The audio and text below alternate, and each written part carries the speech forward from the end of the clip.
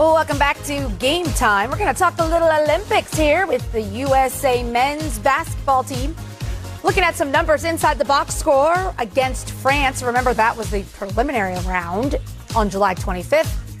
And we are now going to welcome in a guest, Chris Mannix from Sports Illustrated. Glad you're here with us, Chris. And before we start diving deep into the details, I just want to ask you a general question. What has pleased you the most when you look at USA basketball on the men's side?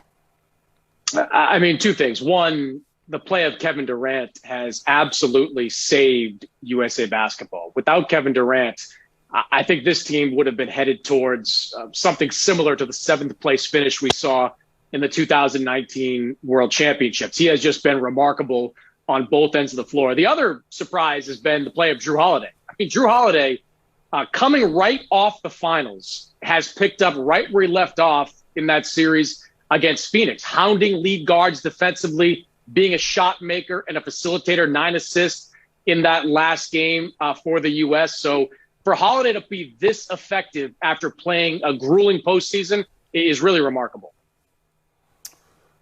Early on when the USA was taking some losses, there was some criticism of Coach Popovich. But what has he done to change things around? Because the offense looks a little bit better. It looks like they're going away from the Spurs system, which they originally were trying to use. Yeah, you're 100% right, Brendan. I was in Vegas for the USA basketball training camp, and you did see shades of the San Antonio system, which frankly can be difficult for some guys to pick up, especially when you're trying to do it with like 2 weeks worth of time and a whole new group of teammates. I think they've simplified their system a little bit more. It's made them a little more dependent on the three-point shot than I think anyone's truly comfortable with, but it certainly has made guys more comfortable out there on the floor. And I think Pop, to his credit, has done a good job with the rotation. He's gone away from some of the more traditional lineups. You'll see them play smaller. I've seen Draymond Green play the 5. Kevin Durant for spurts has played the 5. And while that leaves you vulnerable against some bigger teams, and we'll see that potentially shape up against France, it is probably the U.S.'s most effective, versatile defensive lineup. So credit to Greg Popovich for adapting on the fly to this roster. You talk about some non-traditional lineups that we might be seeing. How will that affect them on the defensive side of the ball? Well, against this French team, they've got size. That starts with Rudy Gobert, goes down to guys like Nick Batum and others. They'll be able to beat you up on the inside. I think rebounding is going to be a key in this gold medal game, keeping Gobert from just being the shot blocker. Somebody has to get Gobert to get out of that paint. International rules basically allow Rudy to just stand there in the middle of the paint and be that defensive enforcer that he's capable of being. They have to find a way, if they're going to play small, to keep those French bigs, particularly Gobert, away from the rim and creating that shell around the basket. For the fan that hasn't been paying attention and doesn't know exactly how good France is, please explain to them that the USA team can't just roll out of bed and think they're going to get this W. This isn't the dream team where these teams are trying to get autographs before the game anymore. This France team has multiple NBA players and they play well as a team. Explain how different they look and how much of a challenge this team can be for Team USA. I mean, average fans don't want to stay up at 1 o'clock in the morning to watch French basketball. I'm stunned by that. I mean, seriously, I can't believe nobody wants to do that.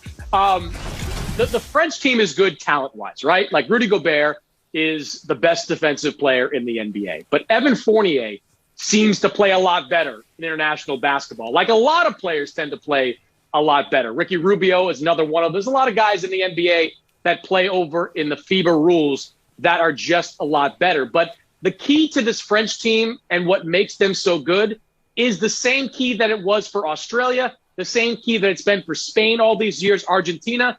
They've been playing together. I mean, for most of these guys, it's their second, even third Olympic cycle. So they're familiar with each other as teammates. They know the system that the coaching staff in France wants to run. I mean, the U.S. is always going to be the most talented team that steps on a basketball floor. As much as the world has caught up over the last 20 plus years since the days of that dream team, the U.S. players are always going to be the best. What advantages teams have, and a team like France has this, is that they have been playing together. They understand each other. They have great chemistry. So all you have to do is look back at the opening round of these Olympics and watch the way France played, watch the way Gobert was able to control the middle, watch the way Evan Fournier was able to make three-point shots.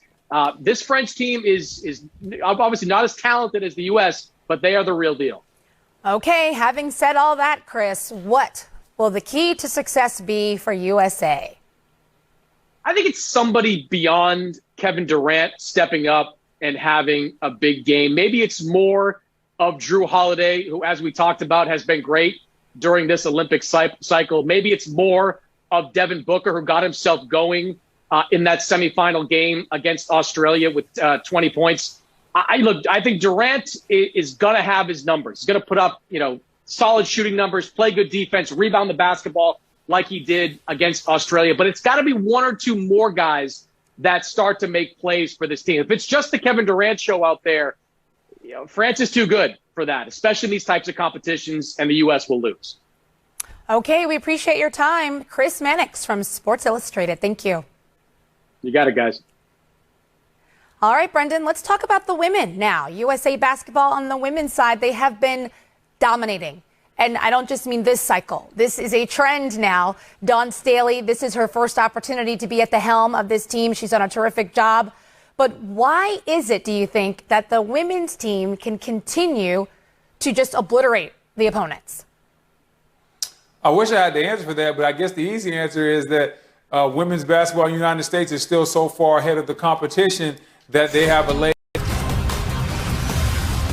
Hey there, I'm Stephanie Reddy, joined by Brendan Haywood, NBA champion, and welcome to Game Time. We're thrilled you guys are here with us. Brendan, you know what time of year this is. We do a lot of talking about free agency, player movement, etc. Well, we got something else to talk about. Someone who did not move, but is still huge, maybe possibly the biggest free agent out there.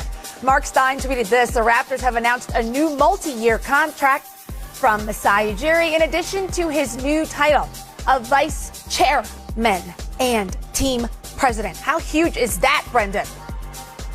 Well, it's huge that you keep Masai in place, because Masai is the guy that's helped set this culture in Toronto. Masai is the guy that made all the moves and pulled the strings that brought that championship to Toronto. So to have a guy like that with that type of basketball mind stay with your team, it's just great for the future and where the Raptors organization is going to go. Let's not forget, Masai also did an incredible job when he was in Denver. Mm-hmm. So Masai is somebody that knows his way around the block. He understands player relationships, player values, and how to get the most out of his players, and also who to put in positions of power. So I think this is great for the Toronto Raptors. Yes, congratulations to Masai and congratulations to Toronto. We cannot forget to mention about Basketball Africa and how he has helped grow that too. All right, moving on to a player this time. Lou Will, back in the A. Reports that he is signing to return with the Hawks. Is significant or not, Brendan? Very significant. This Hawks team is very young. They have a lot of guys between the ages of 22 to 26 years old that play heavy minutes. You need a veteran, a calming voice like Lou Williams. Lou Williams is somebody that everybody in that locker room will listen to and respect, because he has years in the league and he can still go out there and do it. He might not be able to score like the Lou Will of 2, 3, 4 seasons ago, but he can still go out there and get a bucket when needed, as he showed in the playoffs. And I think when you bring that type of veteran presence to the locker room, that's always a good thing. You always need some good vets that can help fill out your roster. I know another good vet returning back to his old team. George Hill will now be going back to the Milwaukee Bucks. And something to be said about a champion adding a good vet.